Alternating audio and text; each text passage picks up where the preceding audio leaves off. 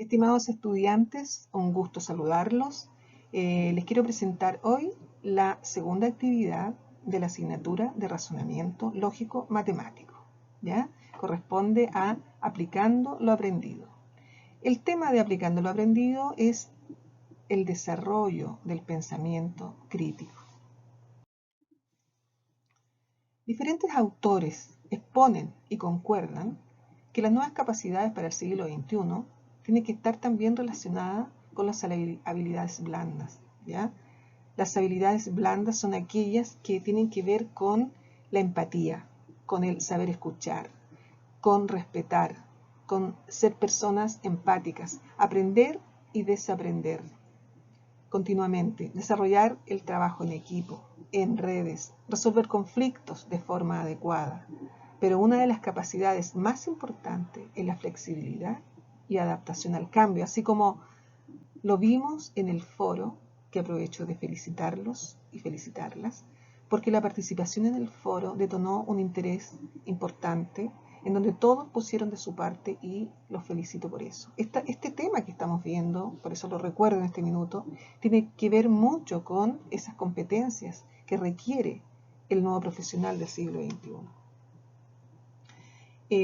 Tenemos dos autores que se destacan, ¿cierto? Scott y Barry, ¿ya? Que son de la Comisión sobre la Educación para el siglo XXI.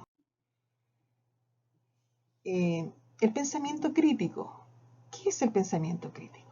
¿Ya?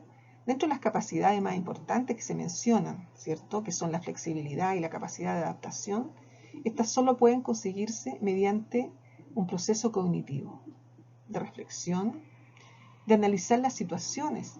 Por eso dentro del presente curso nos centraremos en el pensamiento crítico y la resolución de problemas, ¿ya?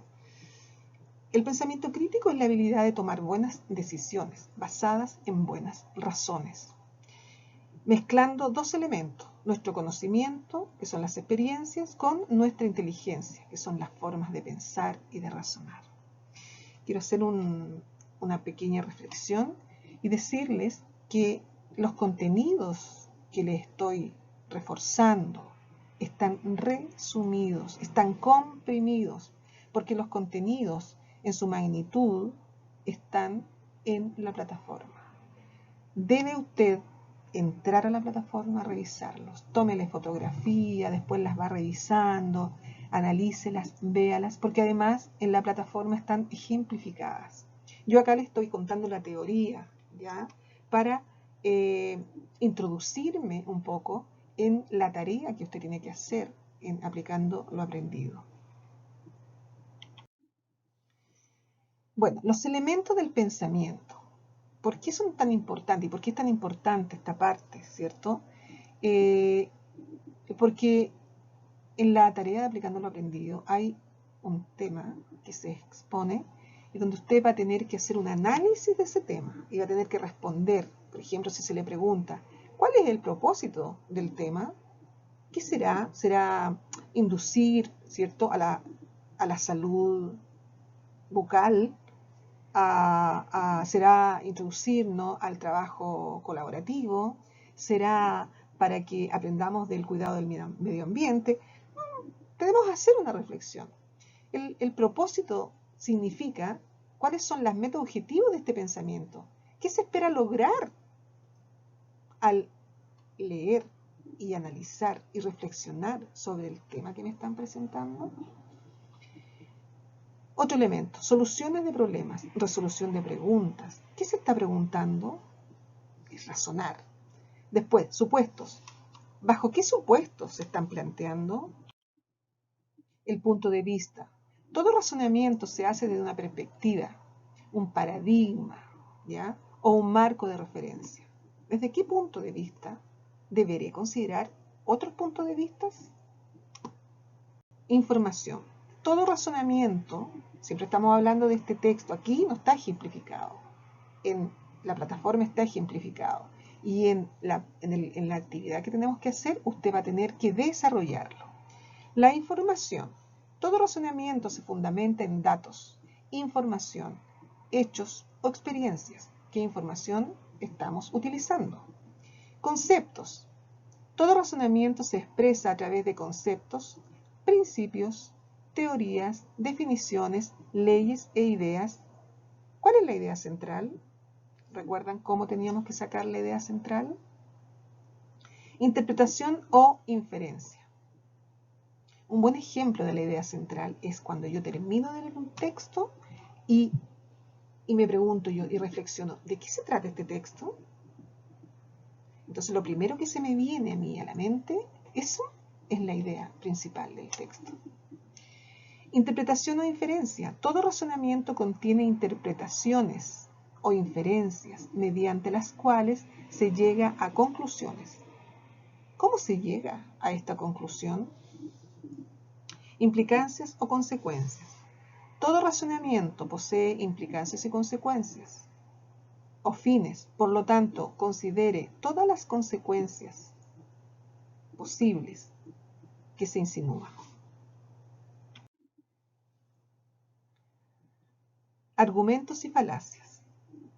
Desde el punto de vista del pensamiento crítico, debemos ser capaces de elaborar buenos argumentos y analizar otros. Un argumento corresponde a un proceso razonado que constará de una serie de premisas que traen consigo una conclusión. Un argumento es correcto si aplicado a premisas que suponemos verdaderas. Por lo tanto, para determinar si un argumento es correcto, es necesario identificar las premisas y analizar la conclusión. El origen, de dónde viene, cuál es la fuente. Cuando un argumento no entrega suficiente evidencia para que la conclusión sea verdadera, entonces corresponde a una falacia. Cuando no hay fuentes verdaderas, no sabemos quién lo dijo, entonces no es verdadero, es una falacia, que es como una mentira. Hay varios tipos de falacias, ¿ya? Las falacias que distorsionan, ¿ya? Y aquí hay varios ejemplos, está el hombre de paja, la pista falsa, ilusión, falsa dicotomía. No le voy a explicar los tipos de falacia, yo quiero que usted aquí trate solamente de tratar de argumentar la importancia que tienen, ¿cierto?, este tipo de falacia para que usted busque la información en los contenidos. Y después viene en la lógica debemos tener elementos para comprobar si son verdaderos o falsos. Para eso tenemos varios conceptos o elementos que son la negación, la conjunción, la disyunción. ¿Por qué son importantes estos elementos? La implicación y la bicondicional, ¿ya? Porque los elementos, nosotros estos conceptos, que pueden ser verdaderos o falsos, ¿cierto?, los representamos con letras, ¿ya?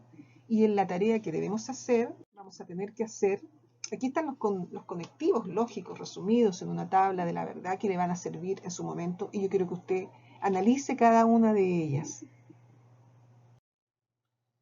Bueno, la tarea en sí, la tarea tiene dos partes, dos ítems. El primer ítem es el texto que yo le estaba diciendo, ¿cierto? Va a haber un texto en que usted va a tener que sacar de ese texto cuál es el propósito y ponerlo acá en respuesta. ¿Qué pregunta se está formulando? ¿Qué pregunta se está respondiendo en el texto? En el fondo, ¿de qué se trata el texto? Usted va a ir respondiendo.